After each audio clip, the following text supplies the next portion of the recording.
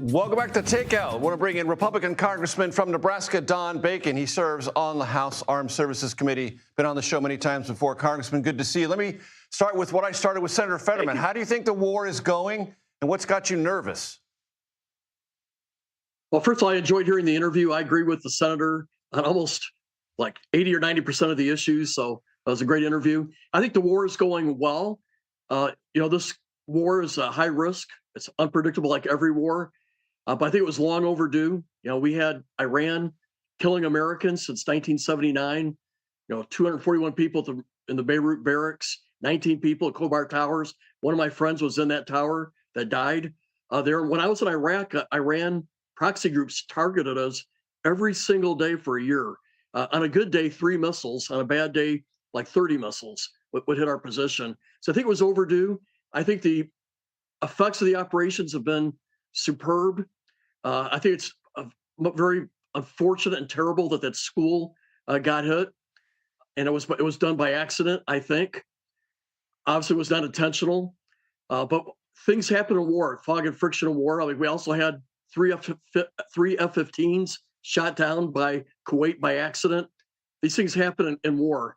I think the overall goal is to get a new regime, a government that represents the people and that wants to have friendly relations with its neighbors. It doesn't want a nuclear weapon. That is our goal. How do you achieve that, Congressman? Because the regime has named a new supreme leader and doesn't appear to be in the mind of budging. It appears this new leader is gravely injured already, though I don't have confirmation. That's some of the reports that I'm hearing. It is hard to get a regime change doing air operations only, but we don't want boots on the ground. So this is a high risk. It's unpredictable, as I already mentioned, but we need to keep targeting the regime and keep targeting its ability to repress their own people. And we need to go after the military stuff that can reach out and target our ships, target the oil tankers in the straits, or hit our local area bases. So that's what we're seeing. We're going after the regime. We're going after the military, stuff that can strike back. And I think we got to continue to do it until the military decides it does not support the government anymore. And when that happens, then the people will take over. Congressman, you know me well enough to know that I don't ask lawmakers about every random tweet that comes across the transom. But Andy Ogles has gotten a lot of attention this week, and I want to read to you 2 things he posted on his own official site.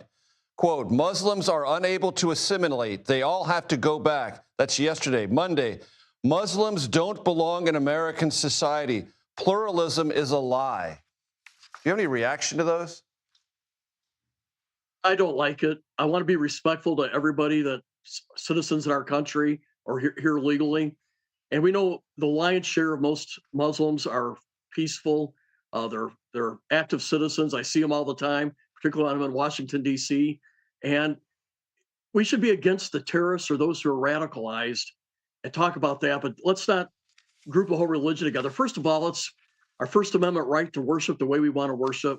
Secondly, it's in the Constitution that you can't have a litmus test for any kind of religion for becoming a citizen or becoming an office holder or having a job in the federal government. And that's what we should defend. In the end, let's be respectful to everybody. And if you want to talk about Islam, focus on those who are radicalized or those who are doing terrorism, but not the 99% who want to be good citizens and live in our country. Congressman, the administration is making it pretty clear that it's going to come to the Congress sometime in the not too distant future with a supplemental funding request for this war. Could be as high as $50 billion, could be higher than that. You comfortable with that?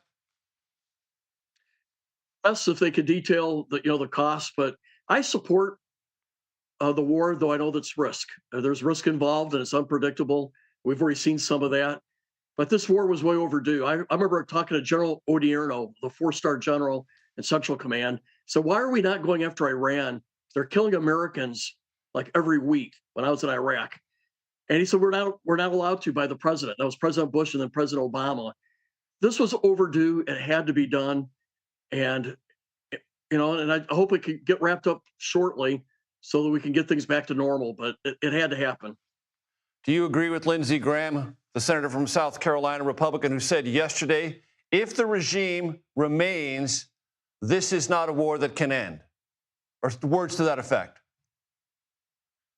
I hate to make things totally, black or white, because at some point we're going to have to decide how much what we want to spend if the regime does not change. So we're going to have to make those decisions as we go. But here's the problem: if we still have the Ayatollah in charge, and I hear he's gravely injured, but if they put someone else in charge that's like him, they're still going to develop a nuclear weapon. They're still going to target Americans, and our problem, they may be weakened. It may be several years before they can recover, but the problem will still be there. And I think that's what Senator Graham is saying. The success in this war will be if we get a government that represents the people, wants peace with its neighbors, and does not want a nuclear weapon. Congressman Don Bacon, Republican, Nebraska. I appreciate the time, sir, as always. Thank you.